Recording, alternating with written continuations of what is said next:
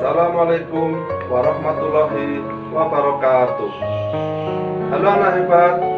Hari ini kita akan belajar materi kelas 5, tema 1, organ gerak hewan dan manusia, subtema 1, organ gerak hewan, pada pembelajaran 1. Setelah mempelajari materi hari ini, kalian nanti akan dapat menyebutkan alat gerak manusia serta dapat menentukan ide pokok suatu bacaan.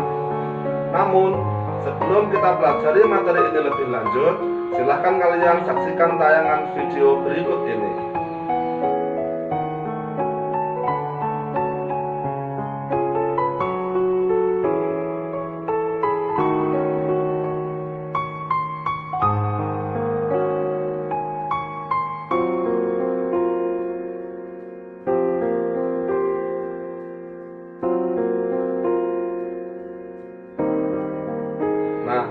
Dalam tayangan video tadi, hewan bergerak dengan cara yang berbeda-beda. Ada yang berlari, berjalan, berenang, melompat, terbang, dan lain sebagainya. Bergerak merupakan salah satu ciri makhluk hidup. Bergerak dapat diartikan sebagai berpindah tempat atau perubahan posisi pada seluruh atau bagian dari tubuh makhluk hidup. Gerak pada manusia dan hewan menggunakan organ gerak yang tersusun dalam sistem gerak. Organ gerak manusia dan hewan memiliki kesamaan. Alat-alat gerak pada manusia dan hewan dibedakan menjadi dua macam, alat gerak pasif dan alat gerak aktif. Alat gerak pasif berupa tulang, sedangkan alat gerak aktif berupa otot. Kedua alat gerak ini akan bekerja sama dalam melakukan pergerakan. Kerjasama antara kedua alat gerak tersebut membentuk suatu sistem yang disebut sistem gerak. Tulang disebut alat gerak pasif karena tulang tidak dapat bergerak dengan sendirinya.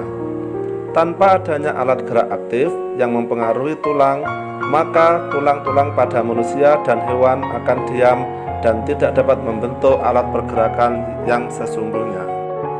Walaupun merupakan alat gerak pasif, akan tetapi tulang mempunyai peranan yang besar dalam sistem gerak manusia dan hewan.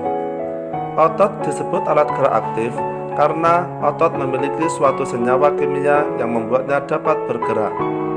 Pada saat otot yang menempel pada tulang bergerak, otot-otot tersebut akan membuat tulang bergerak.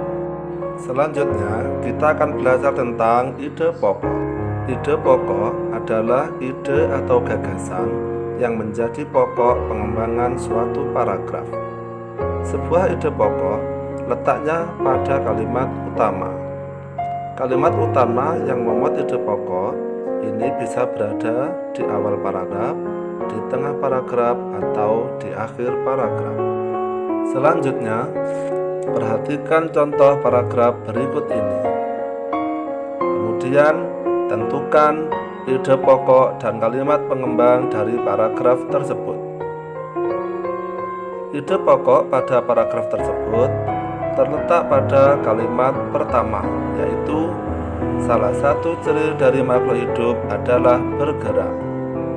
Sedangkan kalimat pengembangnya terletak pada kalimat kedua dan kalimat ketiga.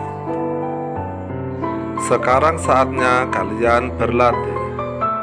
Berdasarkan contoh dan informasi tersebut, sekarang saatnya kalian berlatih untuk menemukan ide pokok dan kalimat pengembang dari bacaan organ gerak hewan dan manusia yang ada pada buku paket kelas 5, tema 1, halaman 3. Tuliskan jawaban kalian pada tabel seperti berikut ini. Pada kegiatan Ayo Menulis, kalian akan berlatih mengembangkan ide pokok menjadi sebuah paragraf. Contoh, ide pokok. Organ gerak manusia dan hewan terdiri dari dua macam. Paragraf yang telah dikembangkan, organ gerak manusia dan hewan terdiri dari dua macam. Ada organ gerak pasif yakni tulang, Ada juga organ gerak aktif yakni otot. Tulang dan otot memiliki fungsi masing-masing dalam sistem gerak manusia dan hewan. Setelah kalian memahami contoh tersebut, selanjutnya kerjakan latihan yang ada buku paket tema 1 halaman 5. Nah anak-anak, kalian sudah berhasil menentukan ide pokok dari masing-masing paragraf pada bacaan organ gerak manusia dan hewan. Sekarang coba tuliskan pemahaman kalian tentang ide pokok suatu bacaan pada tabel di bawah ini.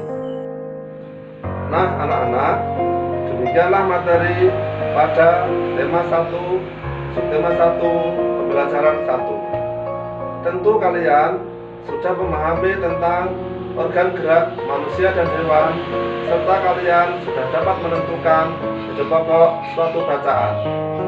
Untuk menguji pemahaman kalian tentang materi ini, silahkan kalian kerjakan latihan sesuai instruksi dalam tayangan video ini. Sekian, terima kasih. Wassalamualaikum warahmatullahi wabarakatuh.